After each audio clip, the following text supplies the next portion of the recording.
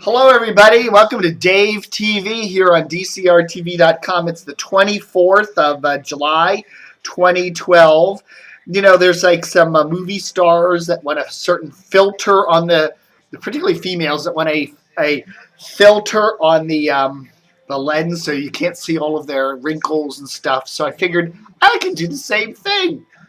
There, it makes me look 20 years younger. No, I should dye the beard like red or something. So anyhow, let's there you go. Hey. So what's up, everybody? Big news today. Just found out about it. Kind of sad. So I thought I'd give my 2 cents worth on it for anybody who cares. The fact is, let me turn this off first of all. I'm listening to WJFK back there, and it's distracting me. They're prattling on about Joe Paterno. But anyhow, Stash, okay, long time, 98 Rock, DJ, does the afternoon shift, been at the station for a long time. Apparently got in a car accident on Sunday night about 9 o'clock up there in Baltimore County somewhere. Where was Edgewater? Where is that? Edgewater, is it? What's the name of that place? So yeah, I'm really not prepared. I've all the like little details and stuff. Let me look at Edgewood, Maryland. Okay, so anyhow, he's driving around 9 o'clock Sunday night, gets in a car accident. Police come and bust him for a DUI. I guess they call it DUI in Maryland, DWI in Virginia, whatever. It means driving under the influence of something, okay? We're not sure what, but, take a wild guess. A couple injuries in this, an injury or two in the thing. One woman went to the hospital. Okay. It's sad because Stash has had a problem with this kind of thing before. I mean, he's had a problem with prescription painkillers and stuff like that. Back in 2007, he fell down steps at his home, I believe down in his basement, and severely hurt his head, severely hit his head. Was in the ICU for weeks, and there was a chance he could have died. Skull fracture, contusion of the brain. It took him a while to recover. In fact, some people were worried that he might not even recover fully from that, but he did. And then he did an interview with Channel 11 WBAL saying, hey, he's had a drug problem and all that, been detoxified, the whole thing. Okay, so the situation here is kind of like, what's going on? I think he's got his life cleaned up, but who knows? I've been talking to a number of sources in Baltimore radio this morning. Can't say who, and a number of people who look at this situation. And what this is going to come down to now, it's one thing if you just fall down the stairs in your home and hurt yourself. I mean, it's terrible, but you're not hurting anybody else directly, okay? I mean, your family's not going to be too thrilled at that and all that, but, you're not putting anybody else's life in danger. When you're drinking or taking drugs or whatever you do and you go out and you drive, you're putting other people in danger, okay? And that's bad. We all agree that. That's terrible. So the situation that's going to happen here with Stash that I'm hearing that's starting to develop is one of, here he is, he was apparently at a place called the Cancun Cantina on Sunday afternoon, okay? It's a big bar kind of facility there in Hanover, Maryland. I've never been there, but whatever. And he left at 4 o'clock in the afternoon. Okay, and a number of my sources have told me that there was no evidence that he looked intoxicated or was intoxicated or anything when he left there. Okay, so that's 4 o'clock.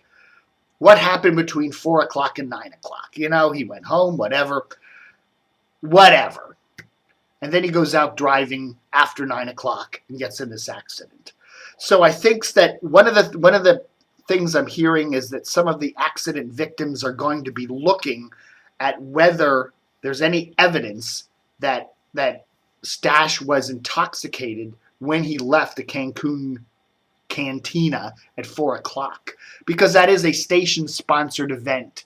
And the station does have some sort of responsibility. That's 98 Rock, has some sort of responsibility for his conduct at a station-sponsored event, and what would happen as a result of him leaving there in intoxicated condition and causing some sort of mayhem.